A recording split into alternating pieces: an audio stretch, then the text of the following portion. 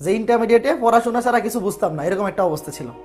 তুমি যদি ছবিগুলা দেখো তাইলেই বুঝবা যে এই ছেলে সারা দিন পরে এছাড়া মনে হয় না আর কোনো কিছু করে না। খেলাধুলা করছি প্রচুর, ইন্টার লাইফে প্রচুর পড়াশোনা করছি, ক্রিকেট খেলছি, ফুটবল খেলছি, প্রচুর খেলাধুলা করছি, বাট অপ্রয়োজনে কোনো সময় নষ্ট করে নেই।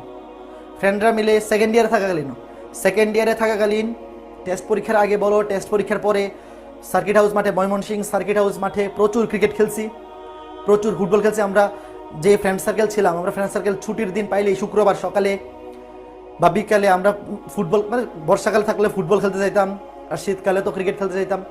বাট এরকম না যে খেলাধুলা করি নাই, পড়াশোনা করছি, খেলাধুলা করছি, ফ্রেন্ডরা মিলে আড্ডা দিছি, ঘুরতে গেছি, ফ্রেন্ডরা মিলে সবই করছি, বাট অপ্রয়োজনে কোনো সময় নষ্ট করি নাই। ধরো আজকে প্ল্যান হয়েছে আজকে আমরা ঘুরতে যাবো, ফ্রেন্ডরা মিলে ঘুরতে গেছি, ধরো কৃষি বিশ্ববিদ্যালয়ে ঘুরতে গেছি, বা পার্কে ঘুরতে গেছি, সার্কিট হাউসে ঘুরতে গেছি, বা আশেপাশে কোথাও ঘুরতে গেছি, কিন্তু মেইন মোটো ছিল পড়াশোনার ঠিক রেখে বা পড়াশোনার জন্য টাইমটা ফিক্স রেখে তারপর যে এক্সট্রা টাইমগুলো পাওয়া যেত ওগুলোকে আমরা এনজয় করতাম, খেলাধুলা করতাম, ঘুরতে যেতাম, ফ্রেন্ডরা মিলে আড্ডা দিতাম।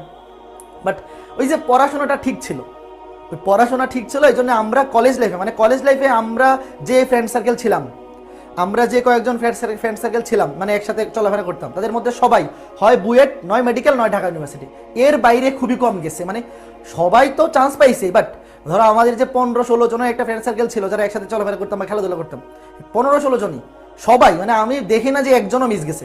হয় বুয়েট, নয় ঢাকা ইউনিভার্সিটি, নয় মেডিকেল, কোনো একটা হইছেই। কয়েকজন বাকি ছিল ফার্স্ট টাইমে মেডিকেল কোচিং করে পায় নাই, যেহেতু আমাদের সময় একটু প্রশ্ন ওই অনেক বেশি কাটমার্ক ছিল, শুনছই হয়তো তোমরা 15-16 সালে মেডিকেলে। তো যারা কয়েকজন ছিল ফার্স্ট টাইম মেডিকেলে চান্স পায় নাই, ওরা সেকেন্ড টাইমে টপ মানে মেডিকেলে চান্স পাইছে। ধরো যারা ফার্স্ট টাইমে চান্স পেয়ে গেছে তারা হয়তো একটু খারাপ মানে র্যাঙ্কের মেডিকেল আসছে, আর যারা সেকেন্ড টাইমে মেডিকেলে চান্স পাইছে আমাদের সময়, ওরা মনে করে ঢাকা মেডিকেল, ঢাকা সলিমুল্লাহ, ময়মনসিংহ, এগুলোর মধ্যে হয়ে গেছে। তো এইরকম গ্যাং থাকতে হবে কলেজ লাইফে, এইরকম ফ্রেন্ড সার্কেল মেনটেন করবা যে যাদের মেইন মোটো হচ্ছে পড়াশোনা। সে তোমাকে আড্ডা দিতে ডাকবে, খেলাধুলায় ডাকবে, ঘুরতে যেতে ডাকবে, বাট সব কিছুর মেইন কনসার্ন হবে পড়াশোনা। তো এইরকম সার্কেল যদি কলেজ লাইফে থাকে, তাদের সাথে ঘুরবা, কথা বলবা, আড্ডা দিবা, পড়াশোনা করবা, কিন্তু ওই পড়াশোনাটা যেন ঠিক থাকে, তাইলেই সব কিছু ঠিক।